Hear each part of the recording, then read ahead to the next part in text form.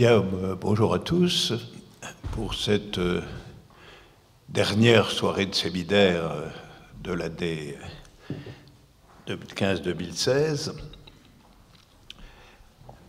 je voudrais commencer comme d'habitude par un rappel des échéances futures, à savoir des 3 échéances qui vont terminer 30 ans de séminaire.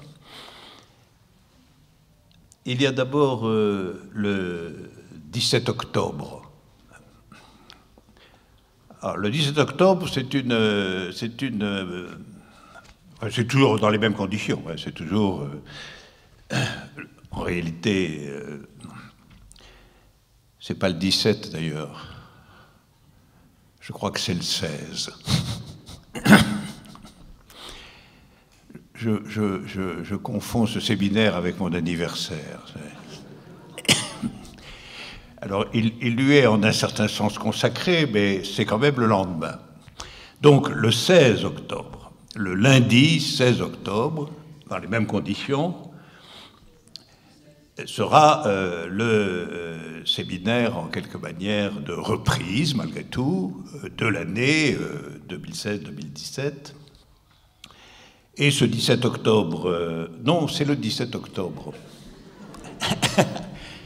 Décidément, j'ai du mal à entrer dans cette échéance. Hein.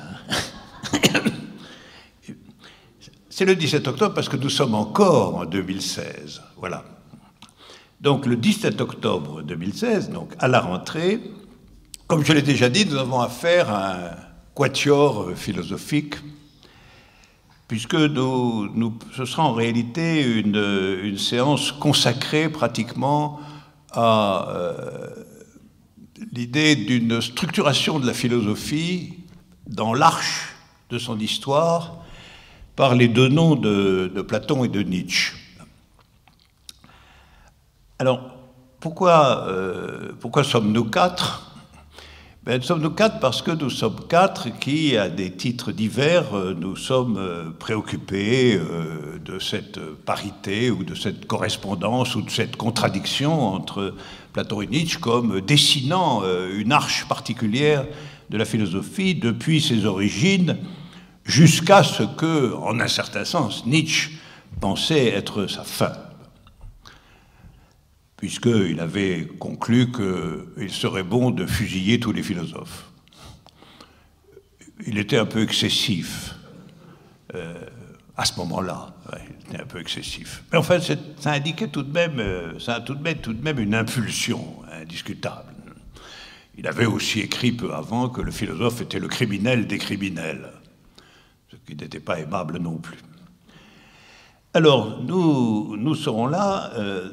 Il y aura Monique Dixot. Alors, Monique Dixot, elle a écrit le plus grand livre qui existe sur cette arche elle-même. C'est Platon-Nietzsche, l'autre manière de philosopher. Et pour ceux qui s'intéressent à la philosophie, dans son historicité ou dans ses nominations propres, je recommande vraiment ce livre, hein, Platon-Nietzsche, l'autre manière de philosopher. Et puis, ce livre est sorti en novembre 2015, alors que moi-même, en octobre 2015, j'avais sorti le séminaire sur Nietzsche. Le séminaire qui date à peu près d'il y a 20 ans, puisque c'est le séminaire de l'année 1992-1993. Donc, on avait une espèce de semi-contemporanéité entre le livre de Monique Dixot, Platon-Nietzsche, et d'autre part, le Nietzsche que je venais de sortir à cette époque, alors que, naturellement, ma référence à Platon, même si ce n'est pas un Platon-Nietzsche, ma référence à Platon est, comme vous le savez, constante de très longue date. Et alors, nous avons pensé qu'il fallait, entre nous deux, ou par rapport à nous deux, des intervenants d'une autre génération. Et c'est pourquoi il y aura aussi Dimitri Elbur, qui est, lui, alors spécialisé dans Platon, et mon ami Quentin Meillassoux, qui, de toute façon, lui propose une vision stratégique de l'histoire de la philosophie. Donc ce sera un quatuor philosophique, Monique Dixot, Dimitri Elmur, Quentin Meilhassou, moi-même, le 17 octobre, donc à la rentrée. Tout de même, pour vous donner une petite idée, je voudrais vous lire l'extrême conclusion, un bref passage de l'extrême conclusion du livre de Monique Dixot. Vous verrez tout de suite de quoi il retourne. Elle vient, c'est vraiment la dernière page, elle vient de dire ceci. Socrate, musicien, ne serait pas une mauvaise façon de décrire Platon, et Dionysos, philosophe, ne serait pas non plus une mauvaise façon de décrire Nietzsche. Donc, vous voyez, la relation entre Platon et Nietzsche est pensée comme un croisement, comme un chiasme entre l'élan musical, l'élément dionysiaque, l'élément de l'art et de la vie d'un côté, et d'autre part l'élément proprement conceptuel et de l'ordre de la pensée qui caractérise la philosophie. Et la thèse générale, c'est évidemment, la thèse générale de Monique Dixot, c'est que, en réalité, l'entreprise de Nietzsche est la même que celle de Platon, mais retournée. C'est pour ça aussi que Platon est son adversaire principal, mais en un certain sens son ami le plus proche, même les deux à la fois, parce qu'il a consacré de grands cours à Platon au début de sa carrière. Et là, c'est ce qu'elle dit très fortement, Monique Dixot. En réalité, Platon, c'est celui qui a tenté de montrer que la tension entre la vie et la pensée était résoluble si on acceptait une hégémonie vitale de la pensée elle-même, c'est-à-dire que la pensée elle-même soit un principe de vie et d'existence. Et puis, ce que Nietzsche, selon elle, a voulu dire, c'était que la pensée elle-même pourrait être en réalité comme une expression immanente et une expression de la vie. Donc, au fond, l'un comme l'autre soutenait une indivision ultime de la vie et de la pensée, ou de l'art et de la philosophie. Dans un certain sens, c'en est une métaphore, mais ils ne le prenaient pas par la même entrée. C'est-à-dire qu'en réalité, l'entrée de Nietzsche, c'était de montrer qu'il fallait que ce soit la vie qui organise, en quelque sorte, la disposition à travers laquelle nous pensons la pensée, tandis que Platon pensait qu'il fallait entrer dans la question de la vie par la pensée, et que ce qu'ils ont en commun, c'est au fond l'idée suivante, c'est que la philosophie, dans sa définition primordiale, c'est de construire une inséparation de la vie et de la pensée. Que c'est ça son désir à elle, son désir propre. Et que, plus importante que la question de la hiérarchie entre l'un et l'autre, est décisive la question de leur inséparation. Et voilà comment, Monique Dixot interprète le croisement singulier des deux déterminations, vie et pensée, de Platon à Nietzsche. Et vous voyez bien que l'adversaire commun des deux, c'est tous ceux qui séparent la vie de la pensée. Et cela, c'est une interprétation fallacieuse qui a été donnée de Nietzsche, la vie contre la pensée, la vie contre le concept, mais c'est aussi, pour Monique Dixot, une interprétation fallacieuse qui a été donnée de Platon, à savoir la pensée contre la vie, la séparation des deux mondes, etc. Et tout ce livre est consacré de façon très démonstrative, très proche des textes, très érudite, d'un certain sens, cette grande démonstration que finalement, Platon et Nietzsche incarnent la philosophie dans ce qu'elle a d'essentiel parce qu'ils nous montrent les deux voies possibles pour exister dans une inséparation de la vie et de la pensée. L'une qui entre par la vie, l'autre qui entre par la pensée, mais en définitive, c'est l'inséparation qu'il faut. Chez Platon, c'est l'ivresse, le désir, l'élan, dont il faudrait percevoir la présence jusque dans une dialectique dont la maîtrise et l'aridité peuvent sembler dépourvues. Chez Nietzsche, c'est la rigueur, les nuances, la lucidité prudente, le degré de raison indispensable à la force dionysiaque qu'il serait bon de ne pas oublier. Chez eux, quelque chose se répète en sens inverse. La transposition du pathos dionysiaque en pathos philosophique opéré par Platon croise celle nietzschéenne du pathos philosophique transformé en pathos dionysiaque.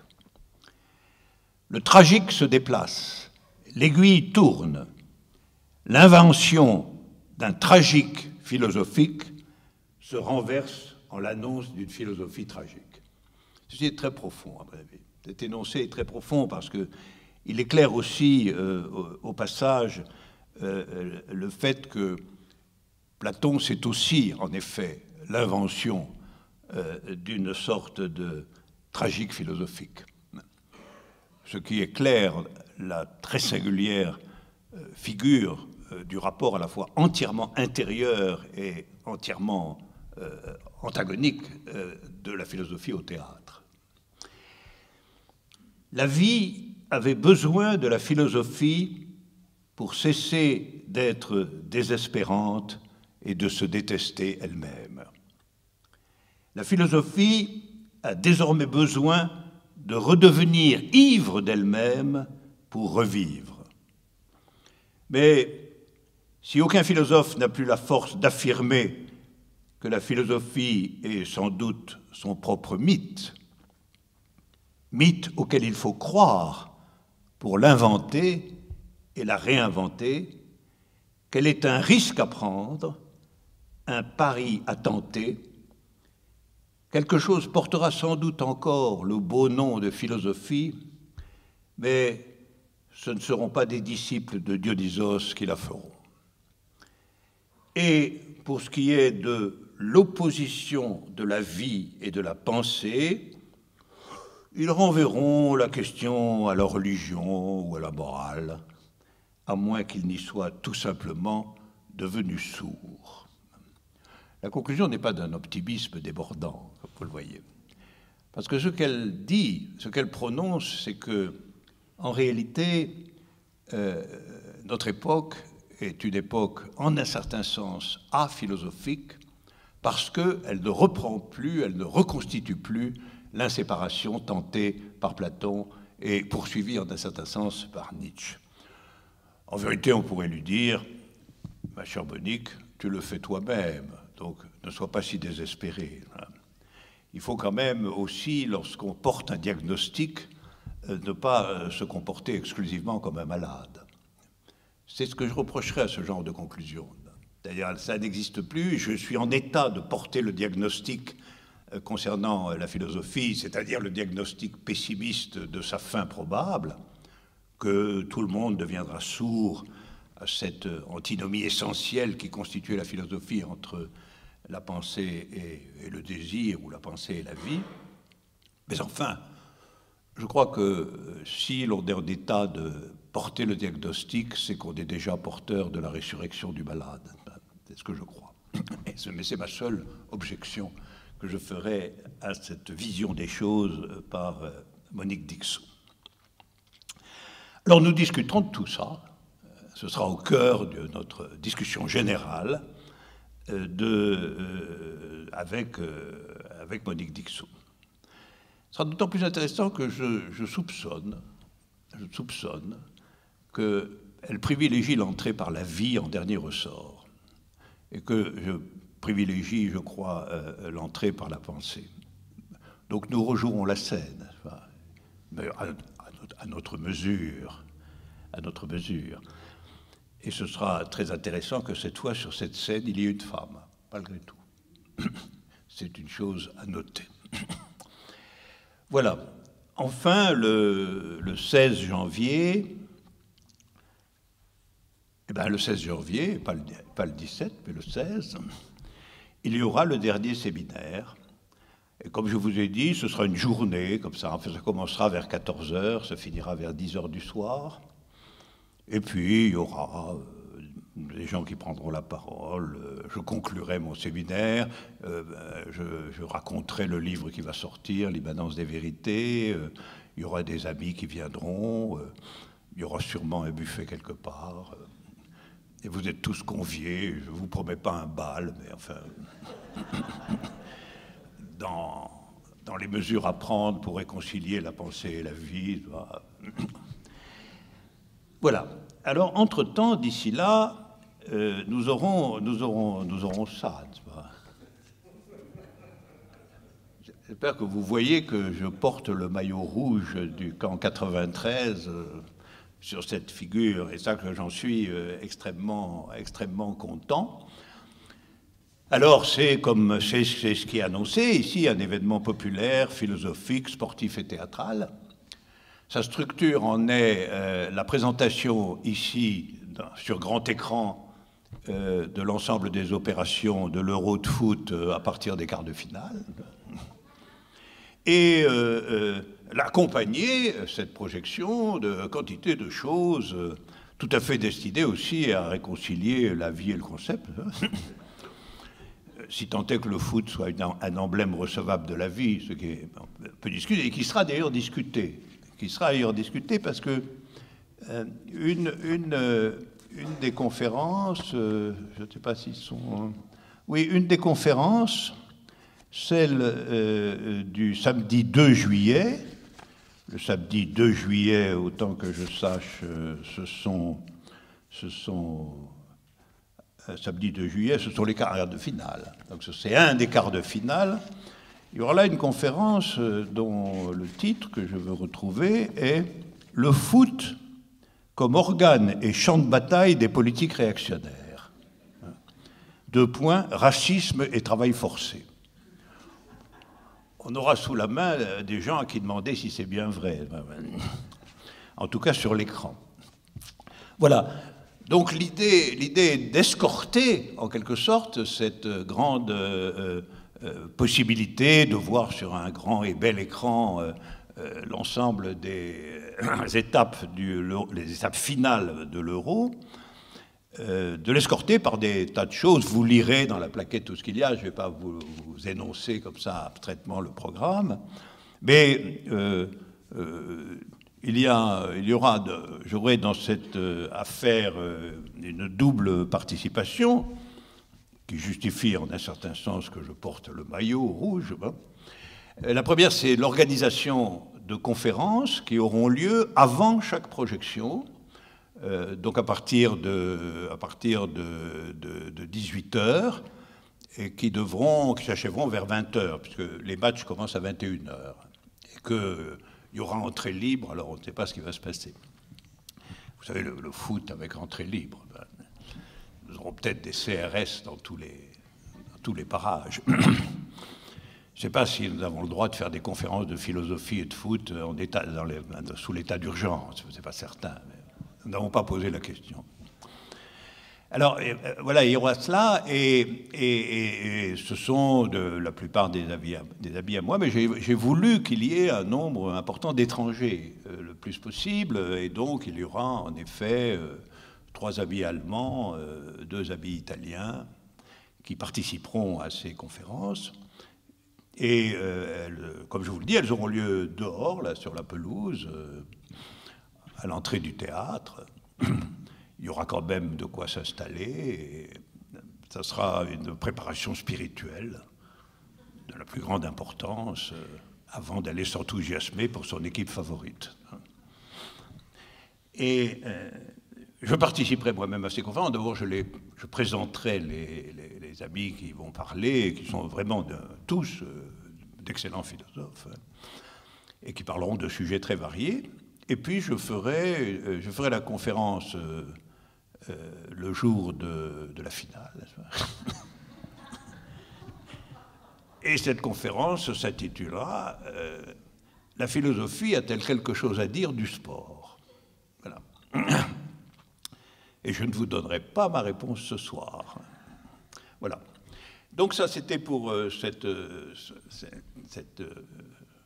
je ne sais pas comment l'appeler, cette session multiforme, comme ça, organisée par le théâtre. Ça s'appelle un été à la Commune, de fait, un événement populaire, philosophique, sportif et théâtral. Parce que par ailleurs, il y aura des petites représentations théâtrales, naturellement, accompagnant tout ça, y compris une petite pièce de moi, d'ailleurs, qui s'appelle « Quel temps fait-il? Que se passe-t-il » Voilà. C'est une question philosophique par excellence. Quelle heure est-il? Ça, c'est la situation des choses. Et que se passe-t-il? C'est l'événement. Mais ce sera une pièce jouée par des jeunes amateurs. Encore un renseignement. La permanence, pour ceux qui veulent me voir, a lieu demain. Donc elle a été reportée plusieurs fois. Mais là, elle aura lieu à coup sûr. Et elle a lieu demain à 15 h au 29 rue d'Ulm, comme d'habitude, au premier étage du 29 rue d'Ulm. Voilà. Alors, je veux aussi vous présenter mon dernier-né, tout de même. Il est gros, voilà. Il s'appelle La République de Platon, bis donc, hein, et suivi de l'incident d'Antioche. Alors, ce qui est appelé là la République de Platon, c'est la version théâtrale de la République de Platon. C'est-à-dire, c'est la République de Platon entièrement théâtralisée.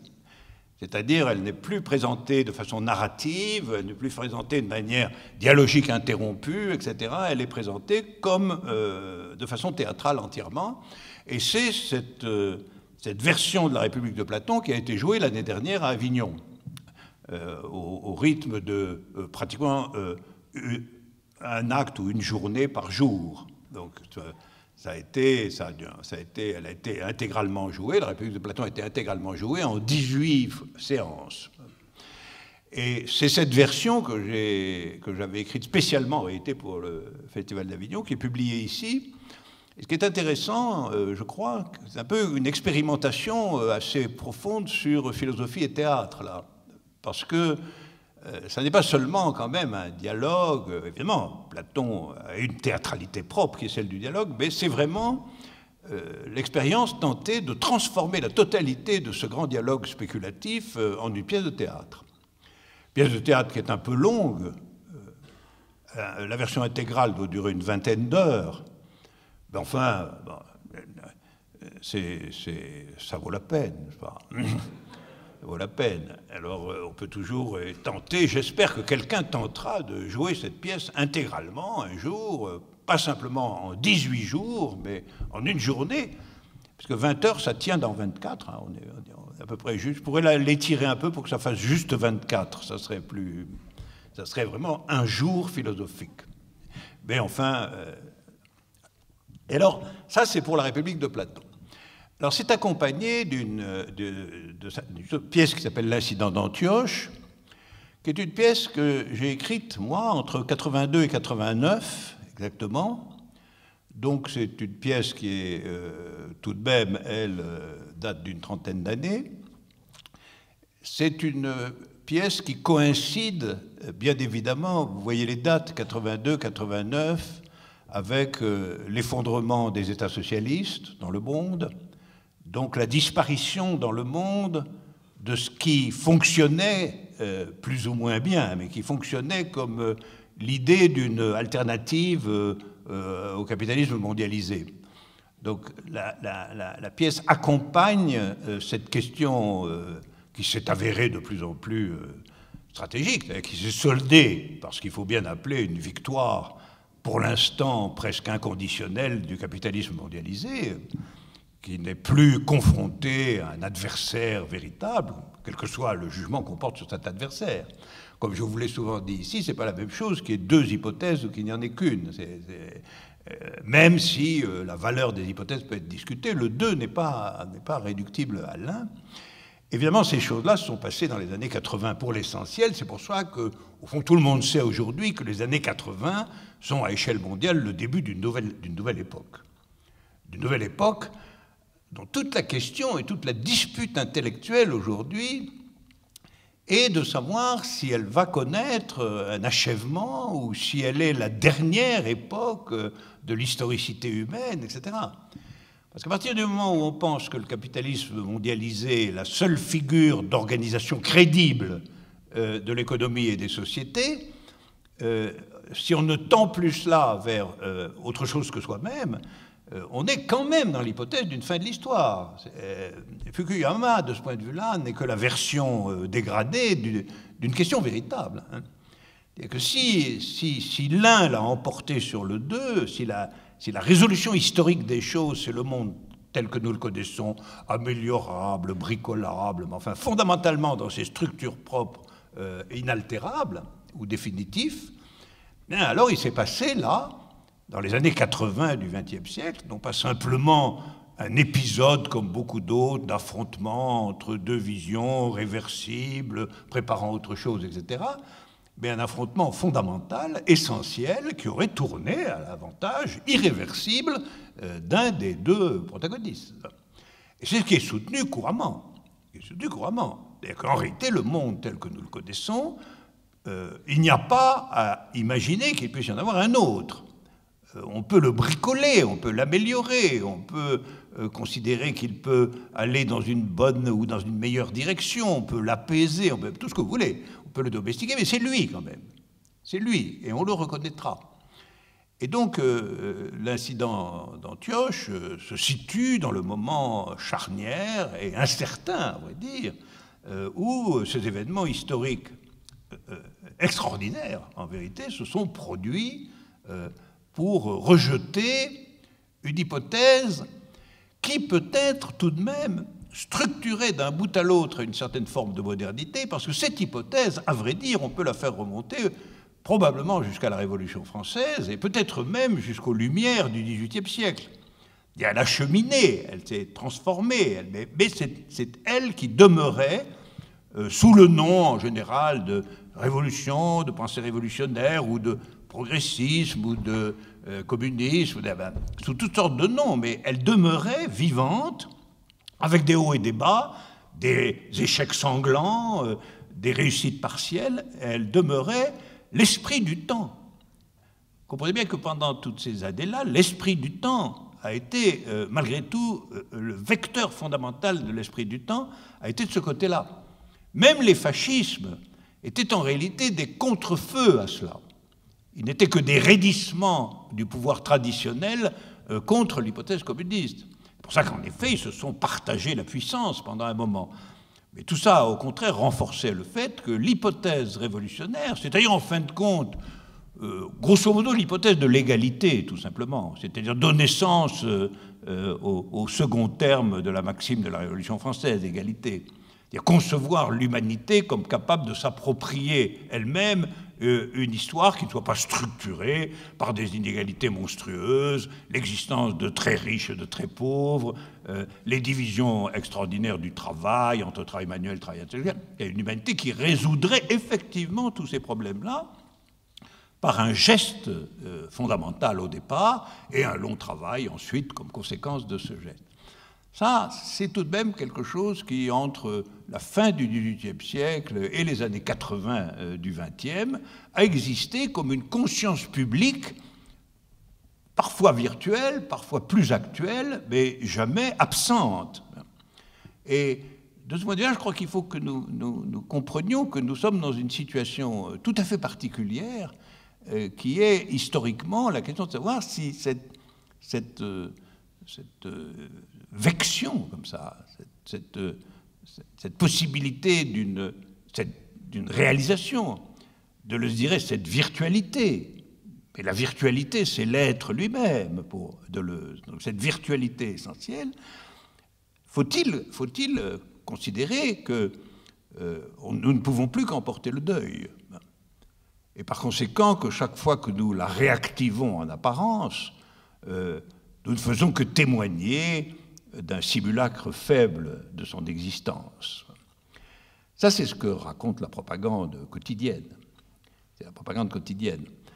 Et je republie cette tragédie maintenant parce qu'elle a longtemps attendu, ayant elle-même traversé des péripéties, des réflexions, etc., parce qu'elle était le témoignage du moment de ce trouble initial pendant les années 80 où, en vérité, personne ne savait très bien ce qui était en train de se passer vraiment.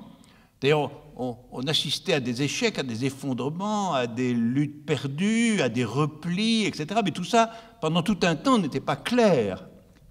Mais aujourd'hui, nous savons que ce qui s'est passé là, en effet, a tout simplement été une victoire sans précédent de la vision, à nos yeux aliénée, totalement monstrueuse même, de l'humanité livrée à une oligarchie minuscule d'entrepreneurs de multinationales, avec des États qui ne sont que des puissances exécutives de ce pouvoir caché, hein, et qui, comme on le voit aujourd'hui, y compris en ce qui concerne la loi sur le code de travail, qui suscite tout de même ici un certain nombre de remous, n'ont de cesse, y compris sous le nom de socialisme,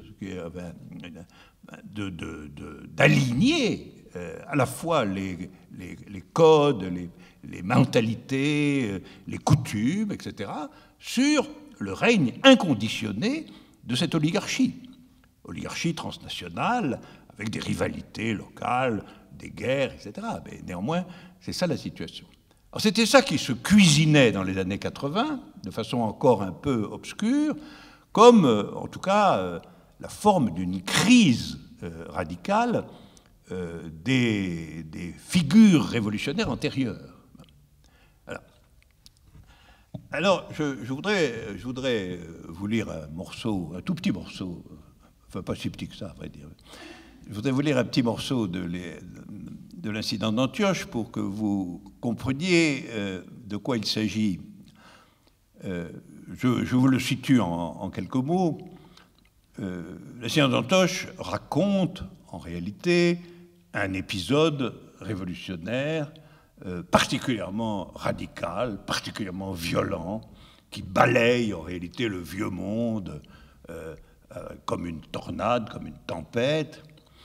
Et dans cette tornade révolutionnaire, avec des personnages, apparaissent deux figures contradictoires essentielles. L'une qui s'appelle Céphas, qui est le dirigeant révolutionnaire reconnu de cette opération, de cette prise du pouvoir destructrice et violente, et de son installation victorieuse, effective. Et puis une femme qui s'appelle Paul, qui est elle-même dans la même volonté de transformation du monde, mais qui estime que la figure que Céphas donne à cette transformation exagère la puissance de la négativité, en réalité, soutient l'idée fausse que la destruction crée la construction, ne se rend pas compte qu'en réalité, c'est toujours en dernier ressort l'élément affirmatif qui est déterminant dans la création politique, et aussi, parallèlement, que, en définitive, le piège, c'est de considérer que la question politique centrale est la question du pouvoir.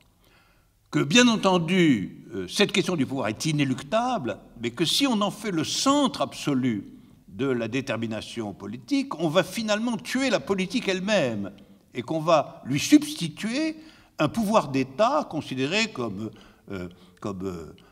porteur à lui tout seul, au fond, des aspirations égalitaires de la société. Et ce pouvoir va, comme l'histoire concrète le montre, devenir lui-même, en réalité, un obstacle à l'émancipation, au lieu d'en devenir le moteur. Et là, la scène que je vais vous lire, c'est la scène... voilà. Alors, il y a donc eu cette prise de pouvoir déchaînée, violente. Tout est détruit et on ne sait pas très bien comment va se faire la reconstruction. C'est précisément là la thèse que la négativité n'est pas créatrice par elle-même, que même la révolte n'est pas créatrice par elle-même.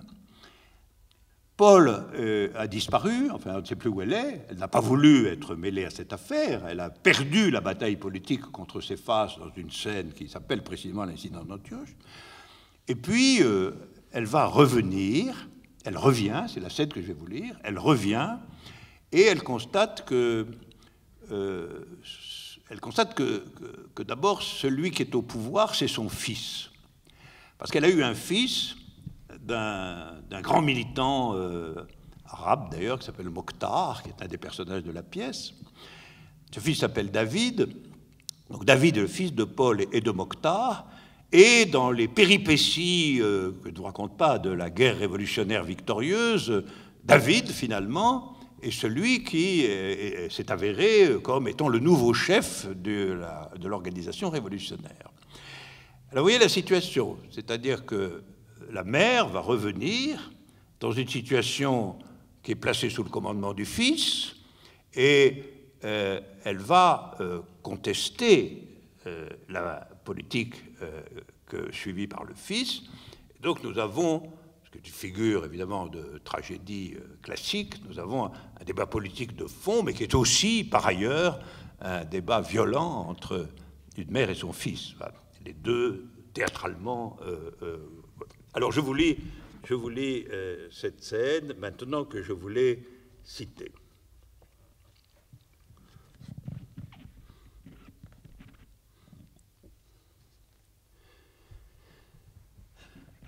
David.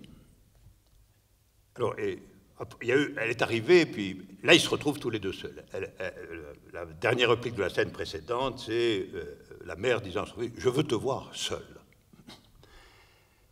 David, c'est très curieux de se dire « Voilà ma mère, elle est en face de moi ». Paul, le culte de la mère chez les hommes est une saloperie. C'est la couverture du mépris des femmes. David, je n'ai pas eu le temps de régler ton culte. Paul, tu n'as pas l'air assez arabe. Tu aurais dû emprunter plus à ton père. David, pour être à mon tour peut-être le fils consubstantiel au père, je n'y suis pour rien. Paul, on est responsable de son visage. Tu dois être raciste dans le fond. David, je ne trouve pas ça drôle. Paul, moi non plus. De savoir le chef de tout ce qui se passe, ici, de monstrueux, n'est pas drôle. David, fais attention. Tu n'as aucune impunité. Je te ferai arrêter s'il le faut. Paul, mais comment donc? Des mères dénoncées par le fils ou fusillées devant lui, j'ai vu ça en province. David, et qu'importe, après tout. Le désordre s'accomplit, le sang coule, qui s'en souviendra? Aucun d'entre nous ne veut ces atrocités particulières. Elles sont comme un prélèvement forcé sur le réel. Il s'agit maintenant de restaurer les lois. Paul, restaurer, tu le dis. Ton excuse est lamentable. On se souviendra fort bien des massacres. Si ce qui vient après est la répétition de ce qu'il y avait avant. Si vous n'êtes pas des criminels, vous êtes des imbéciles. David, se jetant sur elle, ferme-la. Qu'est-ce que tu viens faire ici, vieille peau parfumée? Nous en avons assez sur les bras. Tais-toi, retourne dans ton trou. Ils se battent. Mais étrangement, c'est Paul qui se dégage d'un coup et David qui recule, plié en deux. David, Paul, essoufflé. Ah, la mère n'a pas perdu le coup pour rosser son fils. David, pour venir embrasser sa maman, il ne faut pas oublier la coquille sur les couilles. Paul, tu n'as pas trop mal, respire à fond.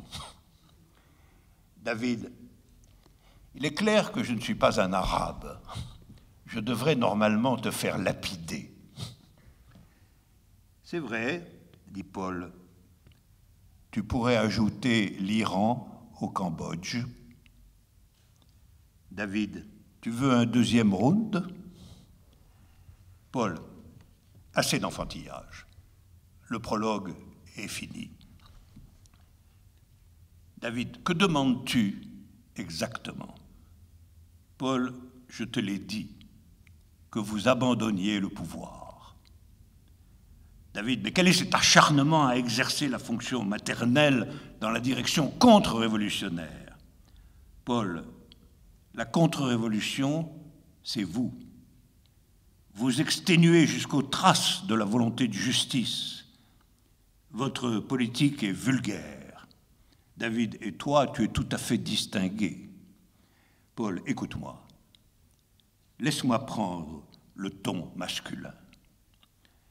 Notre hypothèse, n'est-ce pas, n'a pas été dans son principe que nous allions résoudre le problème du bon gouvernement. Nous ne nous mêlions pas des spéculations des philosophes sur l'état idéal.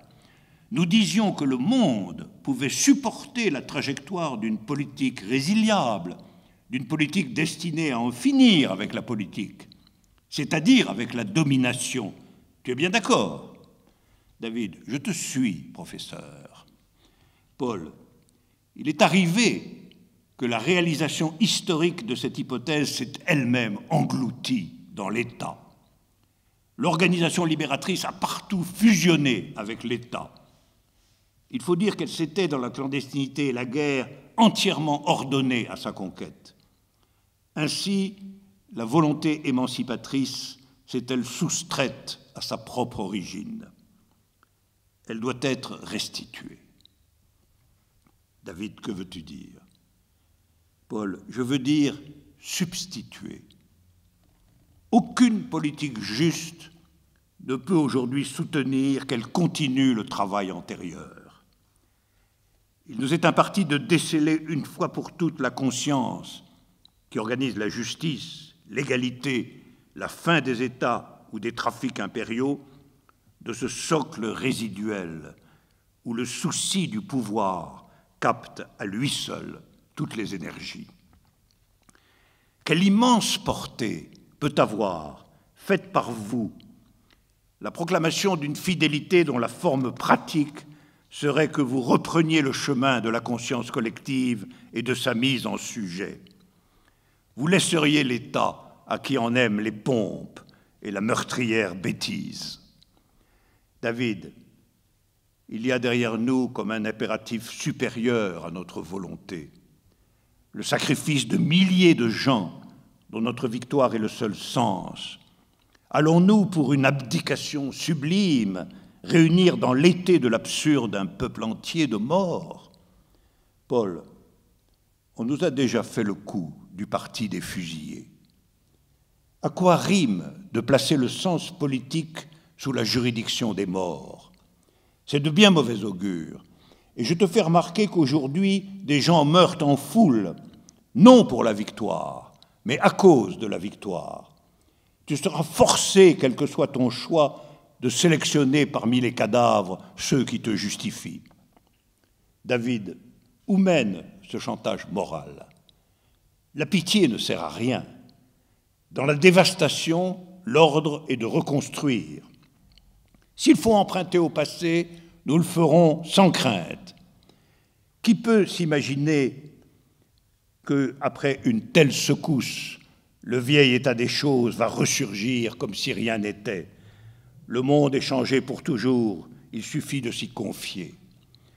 Ma très chère mère, tu viens un peu trop du bas des choses. Tu es éloignée de la décision. Paul, vieille ficelle, David.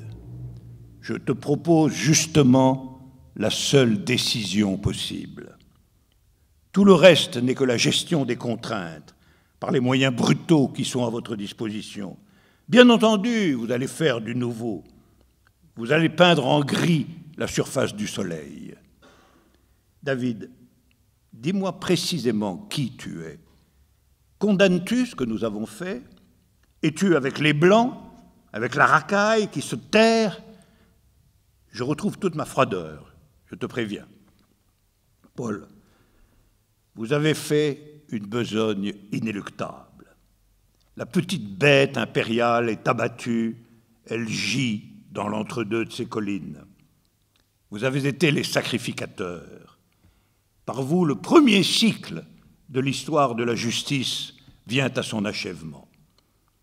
C'est pourquoi vous pouvez prononcer le commencement de sa seconde puissance.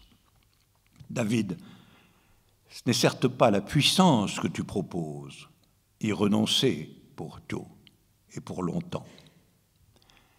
Paul serre un grand papier et le déplie.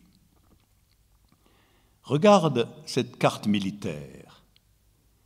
Mon frère Claude Villambray me l'a donnée juste avant que nous le mettions à mort.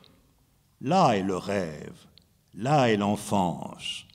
Il aurait bien voulu conquérir la terre comme n'importe quel vieux roi. Allez-vous continuer interminablement cette puérile passion ? La grandeur particulière de l'espèce humaine n'est pas la puissance. Le bipède sans plume doit se saisir de lui-même et contre toute vraisemblance, contre toutes les lois de la nature et contre toutes les lois de l'histoire, suivre le chemin tortueux qui mène à ce que n'importe qui soit l'égal de tous, non seulement dans le droit, mais dans la vérité matérielle. David, comme tu es exalté. Paul, tu te trompes. Je t'exhorte au contraire à abandonner toute exaltation. La décision que tu dois prendre est froide. Elle est, pour qui s'abandonne à la passion des images, incompréhensible. Laisse choir l'obsession de la conquête et de la totalité. Tiens le fil de la multiplicité. Un long silence. David, mais dis-moi, Paul, comment ne pas tout disperser et désunir dans le geste inouï que tu proposes? Paul ne croit pas que j'apporte une recette, puisque si longtemps l'impasse a été que la politique n'avait son centre et sa représentation que dans l'État, je vous dis de forcer cette impasse et d'établir que la vérité politique circule durablement dans un peuple adossé au lieu d'usine, s'abritant de l'État par sa fermeté intérieure. Elle est comme un événement, tout aussi irreprésentable que l'est au théâtre, le labeur dont résulte que l'action, devant nous, est mystérieusement unique. David, désemparé, mais par où commencer ce dont tu dis qu'il n'a aucun commencement? Paul, trouvez ceux qui importent. Soyez au fil de leurs paroles. Organisez leur consistance dans la visée de l'égal. Qu'il y ait dans les usines des noyaux de la conviction politique, dans les cités et les campagnes des comités de la volonté populaire, qu'ils transforment eux-mêmes ce qui est et s'élèvent à la généralité des situations, qu'ils s'opposent à l'État et aux margoulins de la propriété dans la mesure exacte de leur force immanente et de la pensée qu'ils exercent. David, cela ne fait aucune stratégie. Paul, la politique à venir n'est d'abord que de donner forme et racine à sa propre formulation. La politique est d'unir autour d'une vision politique, soustraite à l'emprise mentale de l'État. Ne me demande rien de plus que ce cercle, qui est le cercle de toute pensée initiale.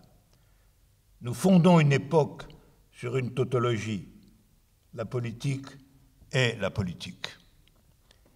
C'est bien naturel. Parménide a fondé la philosophie pour 2000 ans, a seulement proclamé avec la clarté requise que l'être est et que le non-être n'est pas. David, la politique est de faire être la politique pour que l'État ne soit plus. Paul, fils, mon fils, veux-tu te confier à cette pensée où récidive après une première histoire errante la vieille hypothèse, l'ancienne interprétation? David, la tête me tourne. Je vois clairement l'indécidable. Paul, une politique, une seule. David, je m'y confie. Paul, j'ai confiance qu'une politique est par moi-même réelle, soustraite à la capture de l'État, irreprésentable et incessamment décodée. J'ai confiance que suivre dans l'intelligence du vouloir ce qui est là désigné oriente lentement la force d'un sujet à s'excepter du règne de la domination. Je sais que ce trajet est dans l'unicité de sa consistance et dans l'acharnement de sa subtilité.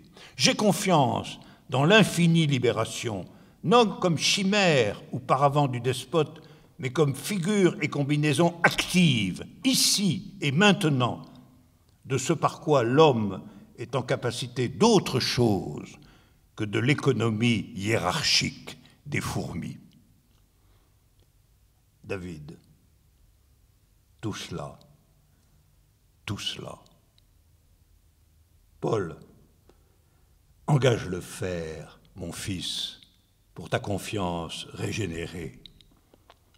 Que la lutte millénaire pour le pouvoir se change ici en la lutte millénaire pour son abaissement, son achèvement.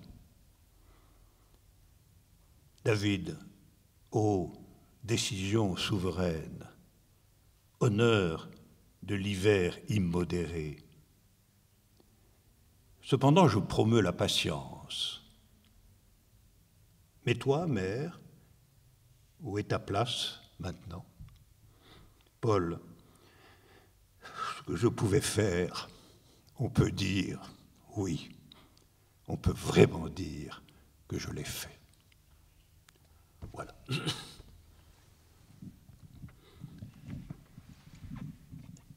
Et bien maintenant, nous allons faire un morceau de séminaire.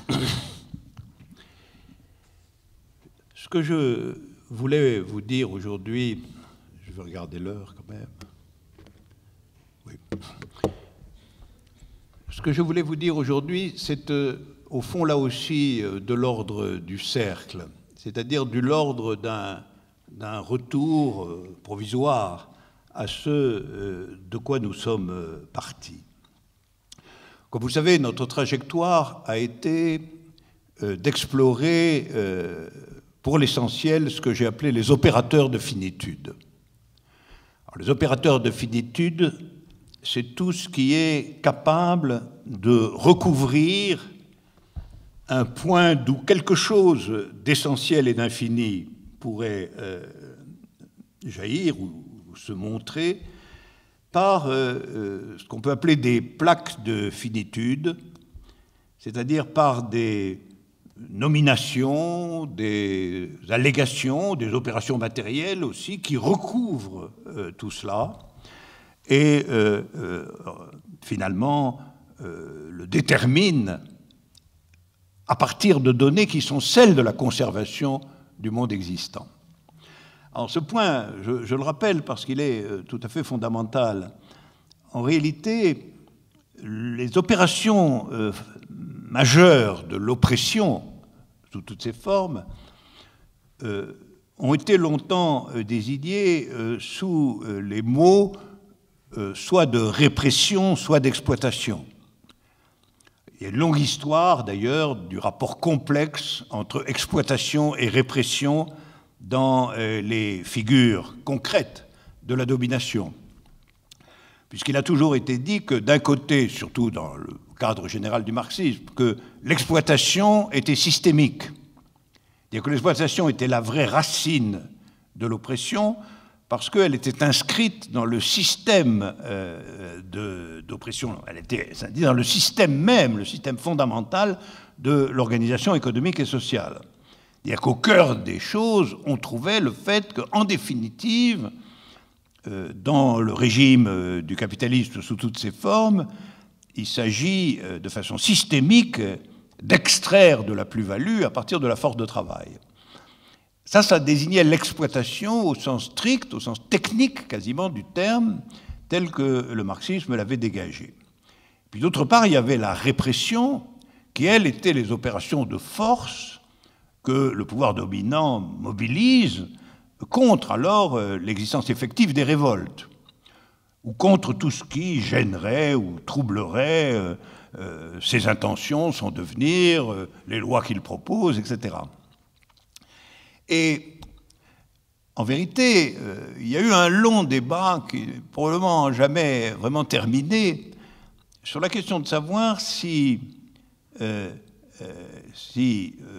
point clé de la politique d'émancipation relevait dans sa capacité à annuler les effets répressifs ou à contrarier les effets répressifs, ce qui, d'une certaine manière, était à la fin des fins une logique de guerre civile ou d'insurrection ou de révolution au sens le plus effectif ou le plus précis du terme.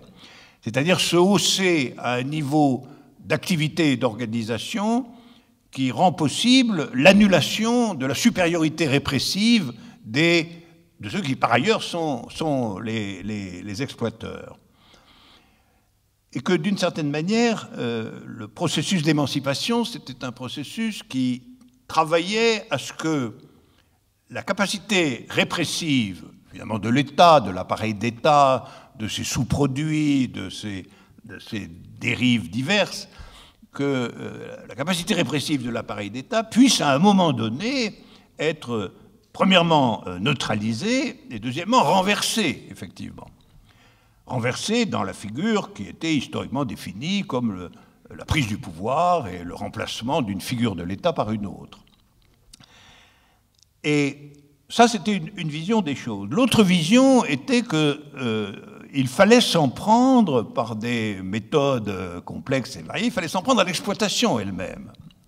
C'est-à-dire qu'il fallait que le cœur de la question n'était pas seulement de neutraliser la capacité répressive, mais de modifier en profondeur, de détruire et de remplacer la systémique de l'exploitation.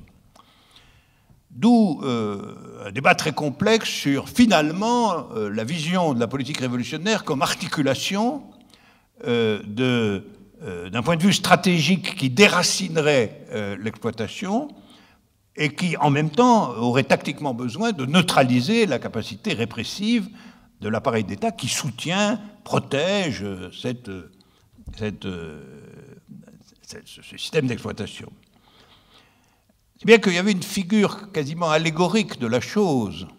C'était la situation où vous avez une grève ouvrière massive qui, d'une certaine façon, se situe au niveau même, dans le lieu même de l'exploitation, dans sa figure systémique, hein, c'est-à-dire un refus ou une révolte ouvrière de supporter plus avant l'exploitation proprement dite.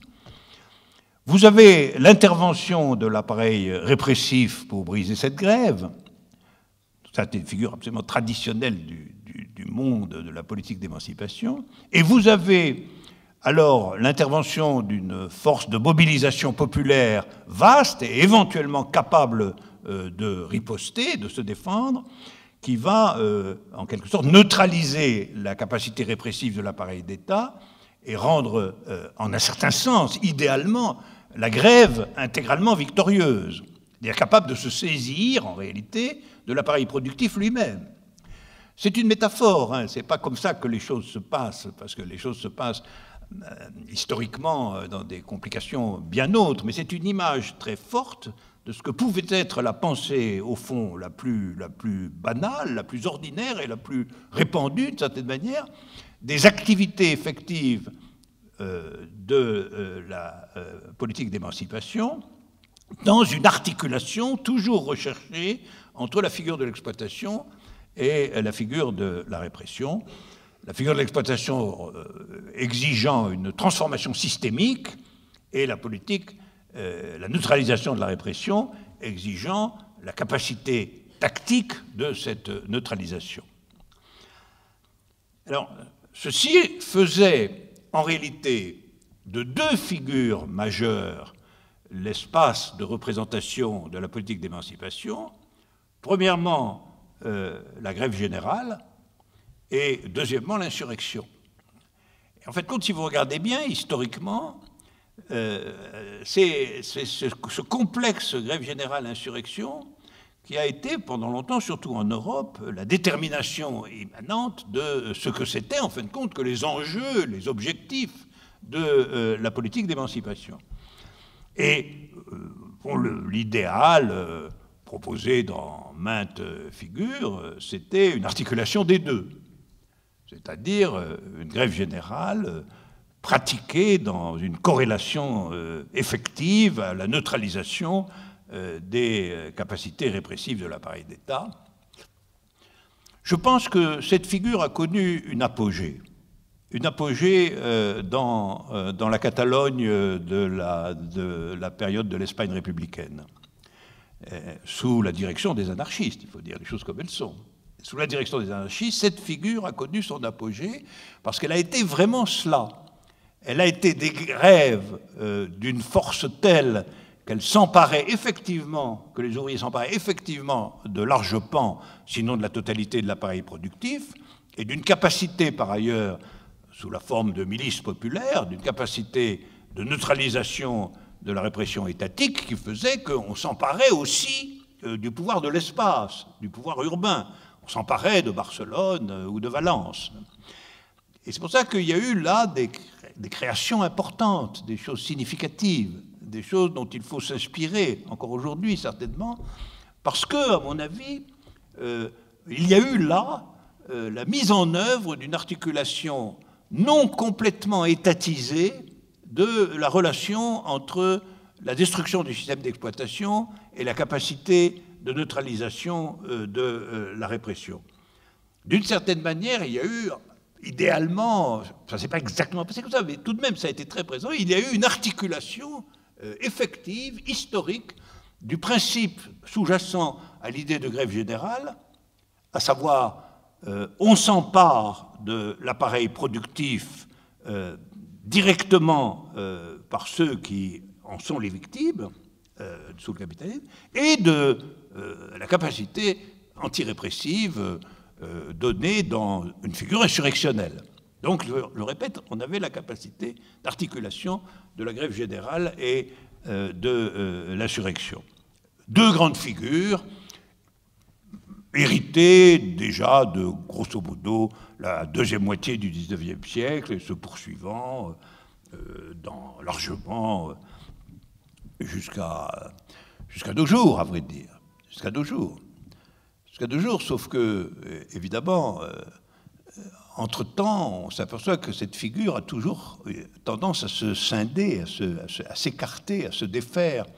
Parce qu'en réalité, la pensée insurrectionnelle, dans son principe subjectif, n'est pas identique à la grève générale dans son principe subjectif.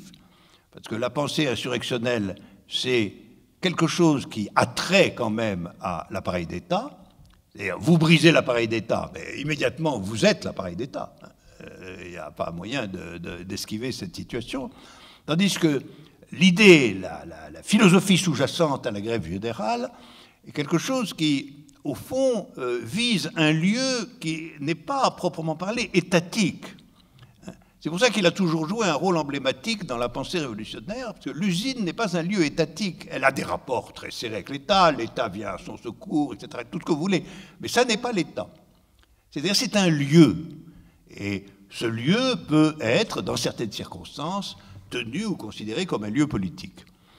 Mais, en fin de compte, dans tous ces cas, vous voyez que le pouvoir de la finitude semble lié ou organisé, d'une part, par la figure systémique de l'exploitation, qui, au lieu d'ordonner la production à l'égalité générale de l'humanité comme telle, l'organise en fonction du profit d'individus particuliers. Ça, c'est la finitude de l'exploitation. Et d'autre part, la figure insurrectionnelle qui, elle, s'en prend directement à l'État en tant qu'il est un État de classe. Et en tant précisément qu'il a cette limite fondamentale de se prétendre l'organisateur de la société en général, alors qu'en réalité, il est au service d'une petite fraction de cette société. Donc, vous voyez comment, dans cette tradition révolutionnaire, typiquement je dirais, anarcho-communiste, je ne sais pas comment l'appeler. Elle s'est appelée un peu anarcho-syndicaliste à un moment donné, mais ça, c'était trop versé sur un seul côté. Dans cette tradition, on avait aussi une assignation singulière de la finitude qu'il s'agissait de détruire, c'est-à-dire du lieu de l'infini, si vous voulez.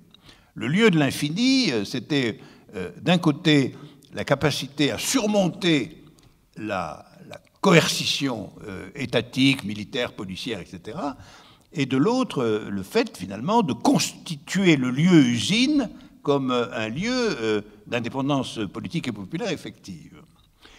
Alors, ce que je voulais dire, parce que, au fond, tout le point est de savoir qu'est-ce qu'on fait de cet héritage au niveau le plus général, ce que je voulais dire, c'est que je ne suis pas sûr que cette figure soit encore historiquement pertinente, voilà. En tout cas dans nos régions. Cette combinaison du vecteur subjectif insurrectionnel et de la figure de la grève générale comme pouvoir ouvrier, hein, pour employer une expression italienne. Dans un certain sens, quand on voit aujourd'hui, alors je vais dire un mot de ce qu'on voit, quand on voit les manifestations organisées par la CGT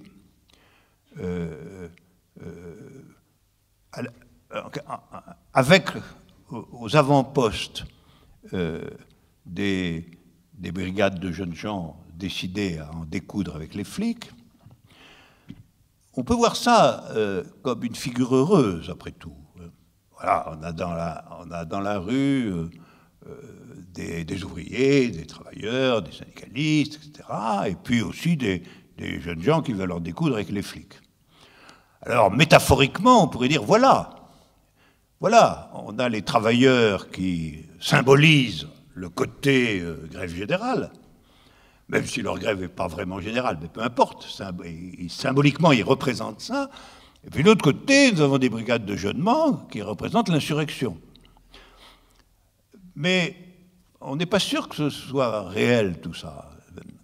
On n'est pas complètement sûr. On n'est pas complètement sûr que ce ne soit pas précisément une figure qui est une figure répétée et non pas du tout inventée de quelque chose qui, pour part, a disparu. Moi, franchement, qu'il y ait des bagarres avec les flics et que ça se passe avec des grandes manifestations, franchement, j'ai une tendresse pour ça, si vous voulez. Une certaine tendresse pour ça. D'abord, je l'ai beaucoup fait quand j'étais plus jeune. Mais c'est une raison suspecte, ça. Parce que si je l'ai fait, c'est que ça se faisait déjà il y a longtemps. Et que ça se faisait dans des formes peut-être plus organiquement liées à la situation de l'époque que ce n'est le cas aujourd'hui. Alors, je prenais cet exemple, qui est un exemple très, très, très concret, parce que d'une certaine manière, il incarne bien ce que je vous disais, c'est-à-dire la rémanence de la figure selon laquelle, en réalité, il y a deux dimensions, et que tout le problème est de savoir comment il y a intersection de ces deux dimensions. C'est-à-dire comment la volonté, le prestige et le courage insurrectionnel, qui quand même est polarisé du côté de la destruction de l'adversaire, se noue avec la dimension grève générale ouvrière, qui elle est polarisée par toute autre chose, qui est de substituer à la gestion systémique à la dictature du profit, de substituer au lieu même où elle se produit, au lieu même où la plus-value est extorquée, quelque chose qui serait un autre régime de souveraineté, etc. Alors cette figure-là, j'ai l'impression que, le sentiment que j'ai, c'est que quand on a l'impression de voir son retour, y compris sous le mot qui a toujours signifié ça, si le mot convergence des luttes signifie quelque chose, il signifie ça en réalité. C'est-à-dire, il signifie en réalité que les insurrections de la jeunesse, décidées à la bagarre, convergent avec des levées populaires qui sont, elles, liées à la question du travail. Voilà, c'est ça. Ça, c'est une grande figure. C'était déjà comme ça que marchaient les insurrections de 1848, hein, avec les étudiants de Polytechnique d'un côté et puis les ouvriers de la ville de l'autre. Ça convergeait plus ou moins, d'ailleurs. Hein. Enfin, on peut appeler convergence, finalement, cette figure d'identification de la double instance du fini et de la double riposte à cette instance du fini, qui est composée d'un élément insurrectionnel et d'un élément de soustraction à la dictature du travail sous sa forme aliénée. Donc brisée avec la... D'autant qu'il faut savoir, pour qui en a l'expérience, mais j'en ai tout de même une certaine des années passées, que lorsque la grève est réelle, lorsqu'il y a vraiment la grève, elle est un état de choses et pas simplement un moyen. Ça, c'est très important à expérimenter. Une vraie grève, c'est une grève qui est telle que les ouvriers finissent par dire on est en grève, mais comme si c'était une valeur intrinsèque, un état de choses. C'est pour ça que les fins de grève, des vraies grèves, les grèves qui ont vraiment été mobilisatrices, fortes, où il y a eu des grandes assemblées générales, où il y a eu un puissant comité de grève, etc., les fins de grève, c'est très difficile à obtenir, tout simplement. Et très souvent, les syndicats sont obligés de forcer les choses pour que ça finisse, quoi. Et quelquefois, ils n'y arrivent même pas.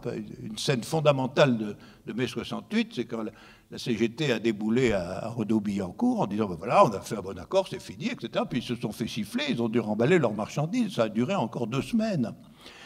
Ça, c'est des scènes qui indiquent quelque chose de fondamental, qui est que la vraie visée subjective d'une vraie grève, c'est réellement de mettre fin à la figure systémique qui règne dans l'usine elle-même, et dont l'usine n'est qu'un petit aspect, mais un aspect concrètement constitué comme lieu. Et en un certain sens, ça c'est d'un côté. De l'autre côté, la figure insurrectionnelle, même si c'est une bagarre, elle se solde finalement par une bagarre dans un coin, elle est en fin de compte polarisée sur l'apparition d'une structure de force militarisée alternative, qui n'est plus celle de la police et de l'armée de l'État. Alors évidemment, on se dit, voilà, est-ce qu'on reproduit ainsi le fait que l'appareil d'État réactionnaire, bourgeois, protège le maintien de l'organisation systémique dans la figure où le détachement insurrectionnel serait appelé à protéger la nouvelle figure de l'organisation de la production. Et on peut imaginer les choses comme ça. Mais ce n'est pas sûr, et ce n'est pas sûr pourquoi. Ce n'est pas sûr parce que ce que je pense, c'est que l'identification de l'adversaire est, dans cette figure, encore insuffisante. C'est-à-dire que l'adversaire, le système existant, ça n'est pas l'exploitation directe, le lieu du travail, ajouté aux flics, à savoir à l'appareil qui défend ce système d'exploitation directe. C'est une représentation qui a dominé parce qu'elle avait une figure concrète très forte, en particulier à l'époque où il y avait encore des tas de grandes usines au cœur des villes et où la fonction de lieu, de localisation de cela jouait. Mais avec les immenses désindustrialisations qui ont frappé nos pays, dans nos pays, ça ne fonctionne plus comme image complète. Pour une raison très simple, je crois, c'est que les opérations, les opérateurs de finitude se sont ramifiés.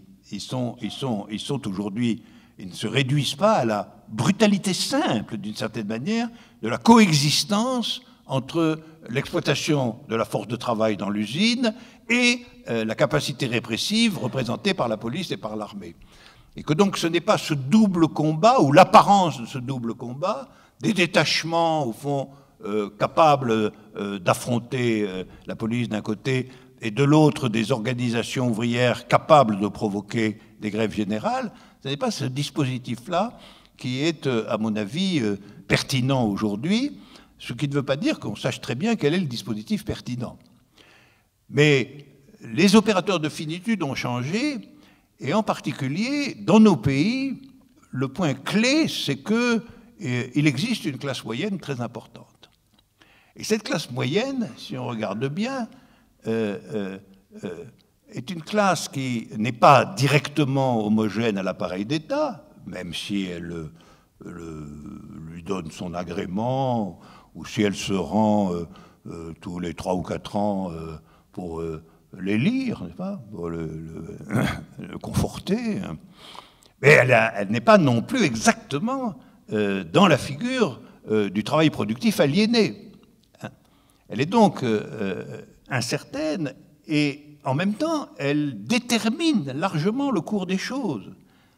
Elle détermine largement le cours politique des choses. Dans nos sociétés, c'est comme ça. Or, quels sont les opérateurs de finitude auxquels cette classe moyenne, dans son extension différenciée, est soumise? Des opérateurs de finitude de type nouveau.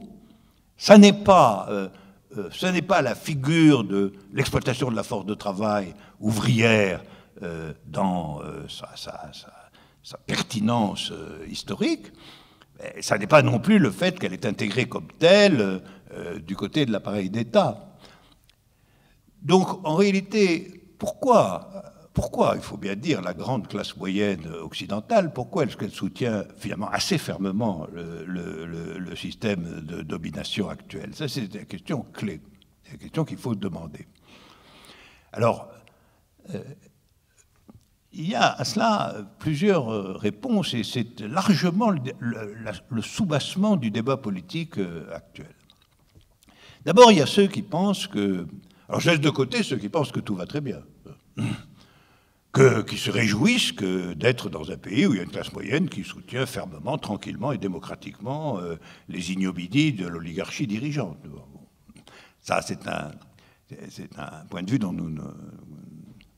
Il est très simple. À ce moment-là, on pourrait dire, oui, elle soutient tout ça parce qu'elle y a son intérêt, qu'elle est richement entretenue, finalement, par cette société, et qu'elle ne voit pas du tout pourquoi elle irait rejoindre l'énorme et gigantesque masse des gens misérables qui, dans d'autres continents, n'ont rien du tout et n'arrivent pas à survivre, au point qu'ils n'ont pas d'autre ressource que de prendre des bateaux qui coulent pour venir chez nous.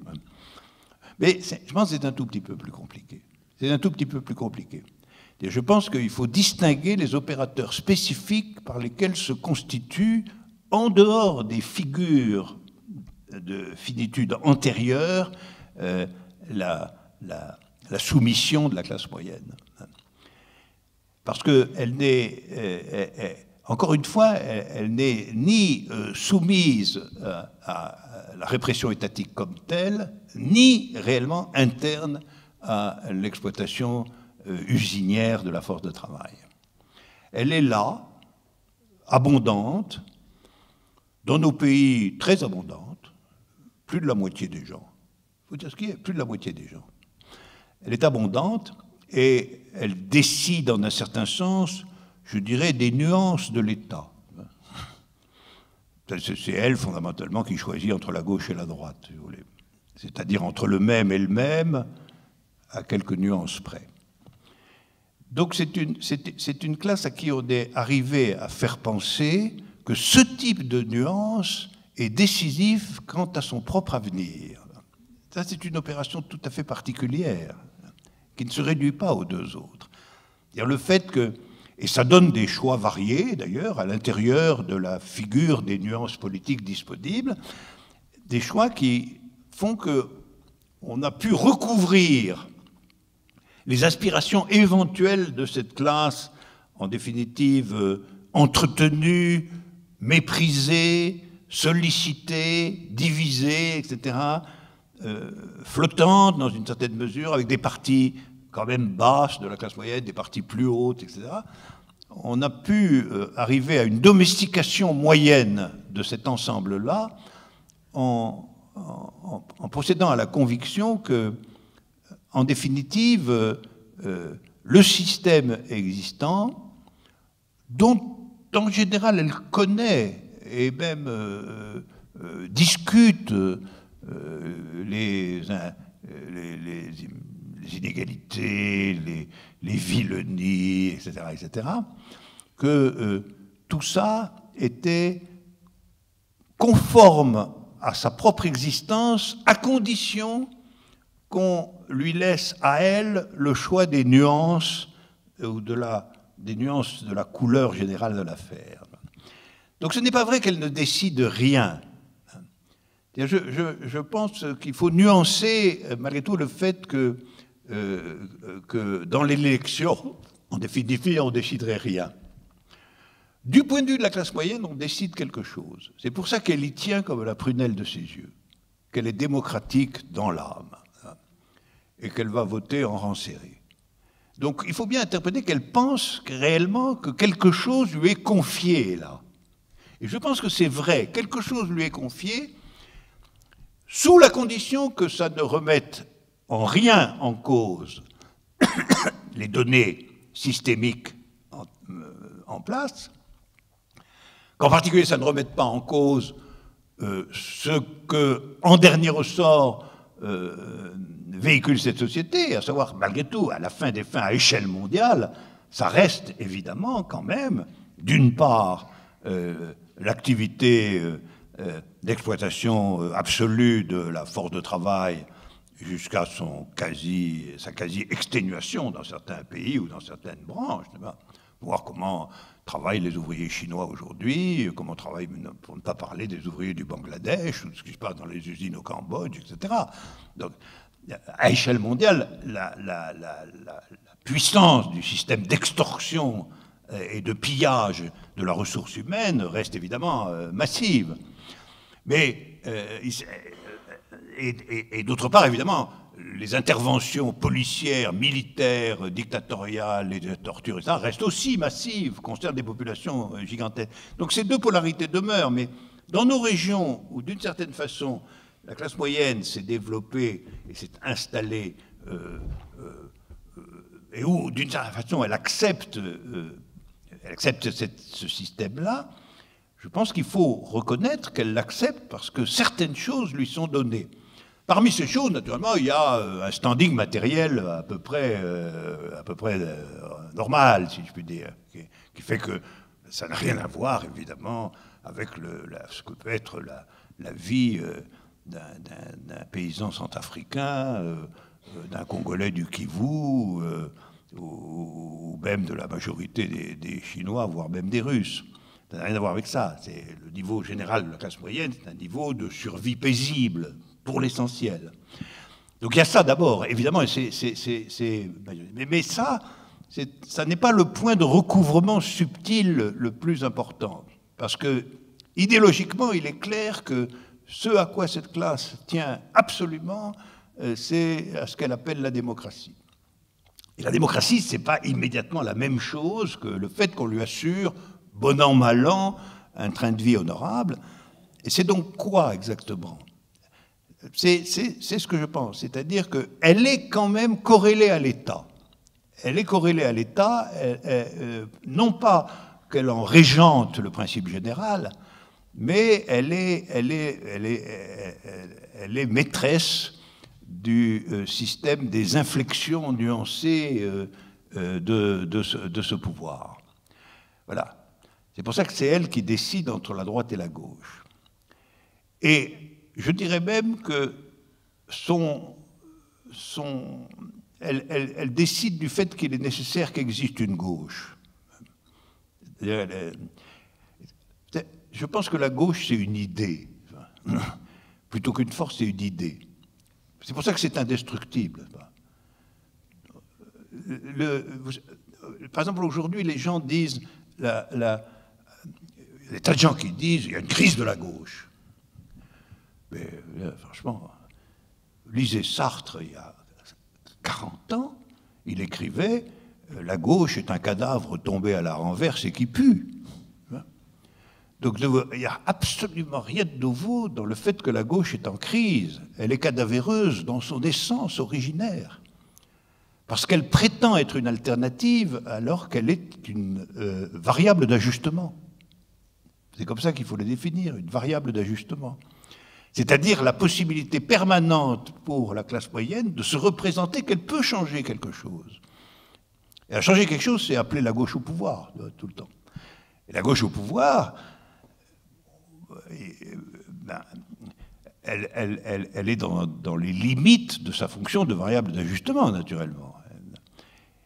Et donc, elle est nécessairement toujours un peu malade de ne pas pouvoir faire à peu près rien de ce qu'elle a déclaré qu'elle ferait. Ce qui est un statut quand même assez particulier, d'avoir pour métier de ne pas faire ce que vous avez dit que vous vouliez faire, etc. Mais ce métier, l'existence de ce métier est l'existence d'une abstraction en réalité. La gauche, c'est une abstraction, c'est une idée. C'est ça, son être propre, c'est l'idée qu'on peut, dans un système aussi violent, robuste et installé, de surcroît, comme on l'a dit au début de cette séance, victorieux, historiquement victorieux pour l'instant. Alors l'idée qu'on peut être dans un système là-dedans et puis faire ce qu'on veut. Non, on ne peut absolument pas faire ce qu'on veut là-dedans. On peut faire ce qui reste de nuances possibles à l'intérieur de cela. Et la gauche, c'est au fond l'idée que on peut toujours, et ça c'est un opérateur de finitude, on peut toujours faire prendre pour un changement véritable quelque chose qui n'en est pas un, pourvu qu'on vous laisse quand même un espace de nuances spécifiques par rapport aux actions du pouvoir dans une période déterminée. Et cette idée est très importante parce qu'elle au fond, elle est la projection de l'existence même de la classe moyenne entre, d'un côté, l'oligarchie capitaliste qui est quand même en voie de concentration ininterrompue, surtout en ce moment. C'est-à-dire que la concentration de l'oligarchie capitaliste aujourd'hui, c'est stupéfiant. C'est quelques centaines de personnes internationalement déterminées qui cumulent des fortunes absolument inimaginables. Donc elle est coincée d'un côté par cela, et puis de l'autre par l'énorme masse prolétaire mondiale. Alors entre les deux, il faut qu'elle se détermine librement dans un champ qui lui est proposé. Ce champ, c'est le champ des nuances que, au fond, dans nos pays, le pouvoir d'État s'autorise plus ou moins. Alors, ça, c'est l'opérateur spécifique, c'est-à-dire l'opérateur spécifique de finitude dans nos régions à destination de la classe moyenne, c'est de lui tolérer de légiférer sur les nuances de la vie politique, et cette législation sur les nuances pouvant même être représentée comme des changements importants. Voilà. Donc la marge d'opération, c'est ça, c'est la possibilité que soient représentés comme des changements importants des choses en réalité à peu près minuscules à échelle planétaire, mondiale ou réelle, tout simplement. Et la classe moyenne est là, subjectivement, dans sa fonction, qui lui permet un truc auquel elle tient énormément, c'est la fonction critique. Il suffit que vous ayez un espace de nuance pour pouvoir, et que cet espace de nuance soit reconnu comme important, comme faisant partie de la vie de l'État, pour que d'une certaine manière, vous soyez en position de reconnaître cette fausse importance comme le système de votre propre potentialité politique. Voilà. Et donc, là, au fond, on a une finitude constitutive à l'usage d'une classe déterminée, extrêmement nombreuse, voire majoritaire, en réalité, dans nos pays, qui consiste à créer un espace de liberté minimale, dans l'espace de liberté minimale. Espace de liberté minimale qui est chargé de représenter la liberté en soi, sous le nom tout à fait caractéristique de liberté d'opinion. Liberté d'opinion. Enfin, quand on est philosophiquement formé à Platon, on sait que l'opinion, ce n'est pas grand-chose. C'est pas grand-chose. Et qu'une liberté d'opinion, c'est une liberté toute petite. Parce que la liberté véritable, ce n'est pas une liberté d'opinion, c'est une liberté effective, c'est-à-dire c'est une liberté de transformation. Mais la liberté d'opinion, elle n'est pas transformatrice. Par elle-même, la liberté d'opinion, elle est précisément au lieu exact de la nuance dont je vous parlais, qui d'une certaine façon permet de donner un certain jeu à un système qui, par ailleurs, est une gigantesque machine dont la transformation radicale est presque inimaginable. Dans l'état de victoire, d'installation, de richesse, de militarisation qu'est le sien aujourd'hui, les nuances sont inopportunes, si je puis dire. Et donc, je voulais simplement dire, au terme de tout cela, le point suivant. Je pense que nous sommes dans une époque de transformation des figures dominantes de ce qui constitue l'alternative, la deuxième possibilité. Non pas au niveau systémique, parce qu'en gros, au niveau systémique, ce qu'on a eu, ce qu'on voit, c'est que le système antérieur s'est mondialisé, mais en réalité, il est identique à lui-même pour l'essentiel. Donc pas au niveau systémique, mais au niveau justement des opérateurs de finitude. C'est-à-dire du discours articulé et armé aussi d'ailleurs du camp adverse. Et au niveau de l'espace dans lequel se meut la pensée réactionnaire et oppressive actuelle, dans le système général de ces propositions de finitude. Autrement dit, est en train de se mettre en place, et ça depuis les années 80, non seulement une figure victorieuse du capitalisme, puisqu'il n'a plus d'alternative visible, d'alternative installée, mais quelque chose de plus qui est le nouveau système de perpétuation de cette victoire dans des conditions précisément où l'alternative n'est pas constituée. Parce qu'il faut bien voir que d'une certaine manière, l'existence de l'alternative était aussi une occasion d'invention oppressive. C'est-à-dire que les forces dominantes étaient sur le qui-vive quand même. La preuve, c'est qu'elles faisaient des concessions. Elles faisaient des concessions. Entre le New Deal de Roosevelt, le programme du CNR à la fin de la guerre, les lois sociales votées à la hâte du moment du Front populaire, etc. On a une longue période de concessions.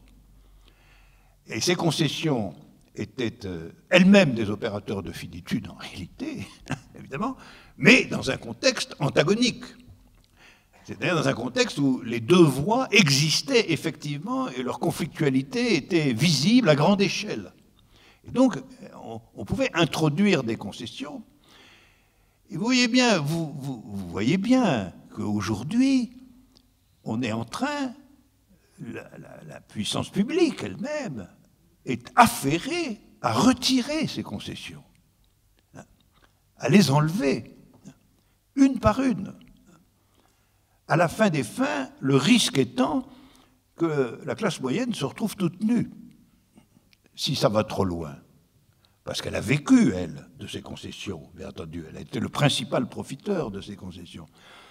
Mais faute d'un adversaire à sa mesure, l'oligarchie déchaînée ne songe qu'à revenir au beau temps de sa prospérité 19e siècle, quand il n'y avait rien en face. De ce point de vue-là, il faut bien reconnaître qu'une chose qui a fait très peur à la bourgeoisie impériale, c'est Staline. C'est pas mon homme. Mais du temps de Staline a peut-être été terrible pour son peuple, mais au niveau international, il a été utile. Parce que les autres, ils avaient peur. Il leur a foutu la pétoche. Ça, c'est bien vrai. Peut-être plus même qu'ils n'en avaient l'intention.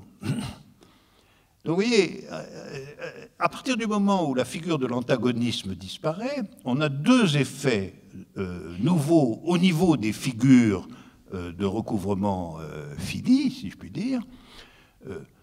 premièrement, on ne peut plus être dans un régime, on n'a plus à être dans un régime de concession réelle. On est même poussé par la brutalité de la concurrence capitaliste, on est même poussé à liquider tout ça, hein, à liquider tout ça. On prend donc le risque que les classes moyennes soient ébranlées, parce que si on leur relève tout, elles ne seront pas contentes. Et comment pallier à ce risque? Eh bien, il faut quand même ouvrir un peu plus le robinet démocratique. C'est pour ça qu'on voit apparaître des phénomènes très étranges, comme un candidat socialiste aux États-Unis. Enfin, il n'est pas encore candidat, il le sera probablement pas. Enfin, quand même, il fait une campagne très active. On voit un raidissement de la social-démocratie britannique, dirigé par quelqu'un qui est conçu comme un infâme gauchiste dans les catégories anglo-saxonnes. Alors, qu'est-ce que c'est ces phénomènes? On voit, bon, vous savez très bien, on voit Podemos en Espagne, on voit Syriza en Grèce. Chez nous, on voit même Nuit debout. Donc on voit des choses comme ça qui sont la nécessité de réaffirmer de l'intérieur du système la fiabilité du contrat concernant les nuances. C'est ça que je dirais. Ce contrat est obscurément menacé aux yeux de la classe moyenne elle-même, qui d'ailleurs ne cesse d'écrire qu'il y a crise de la démocratie. Alors crise de la démocratie, ça veut dire nous n'avons plus accès à suffisamment de nuances. Qu'on nous redonne une vraie gauche. Et c'est pour ça que le grand problème, c'est la crise de la gauche, et qu'on nous redonne une vraie gauche. Voilà. Mais alors, redonner une vraie gauche, c'est pas facile dans les temps présents, parce que la gauche elle-même, la gauche, elle faisait partie du système antérieur, vous comprenez bien. Elle était sous le parapluie général du fait que, par ailleurs, il y avait aussi des communistes. Donc la gauche, j'entends par la gauche celle qui pouvait arriver au pouvoir de temps en temps, donc les socialistes fondamentalement, pouvaient toujours dire, attention, hein, vous avez les communistes, alors donnez-nous de la nuance en pagaille. Nous voulons un peu, n'est-ce pas? Et on leur en donnait quand même. Jusqu'à Mitterrand, en 83, on leur en a donné. En 83, Mitterrand, il a déclaré les nuances, c'est fini. Et il a dit, c'est une chose que raconte Attali et que je trouve absolument formidable. Mitterrand lui aurait dit, peut-être qu'Attali est un peu menteur, mais Mitterrand lui aurait dit, évidemment, on devrait faire notre programme jusqu'au bout, hein, comme a fait Lénine. Mais, a-t-il ajouté, c'est impossible. Voilà, en 83, les nuances, c'était fini, et puis, comme vous savez, après, on a tout dénationalisé, ce qui avait été nationalisé, et puis aujourd'hui, on est en train d'achever le dépliage. Alors, je vais conclure, si vous voulez. Je vais conclure. L'entreprise dont j'essaie de donner les arrière-plans philosophiques, et qui remonte jusqu'au fait que je vous donne comme exercice de l'été de bien lire le tract mathématique qui vous a été distribué, de façon à voir... Oui, je l'avais fait au tableau, tout ça, mais beaucoup m'ont dit au tableau, on n'y voit rien. Alors j'ai décidé de vous le donner en papier. Mais lisez-le, je vous assure, parce que c'est la leçon la plus profonde qui soit sur le fait que quand la question est sérieuse, il n'est plus question de nuance, on doit absolument se confronter à ce qui est impossible, à ce que le système vous déclare impossible. Parce que la systémique existante et sa propagande fondamentale consiste à dire que quelque chose est impossible, en tout cas. C'est-à-dire que quelque chose est inaccessible aux nuances. Quelque chose ne sera pas mis en jeu dans le système existant tel qu'il est. Et ça, c'est ce qu'on voit. Quand c'est fini, eh ben, on peut montrer qu'il y a plus de parties que d'éléments. On peut le montrer tranquillement par une méthode constructive. C'est un versant, une feuille du tract. Et puis de l'autre côté du tract, vous avez le cas infini, alors là c'est différent. Là, on voit apparaître que quelque chose est impossible. Absolument. Et ça, c'est le moment où, d'une certaine manière, on va pouvoir peut-être déjouer les opérations de finitude, à condition de ne plus se contenter de nuances, naturellement. C'est-à-dire à condition de ne pas être dans la finitude, de ne pas être dans la démonstration constructive, mais en étant réellement dans le mouvement dialectique qui fait que la question de ce qui est impossible nous indique expressément ce qui doit constituer notre possibilité. Voilà pour aujourd'hui.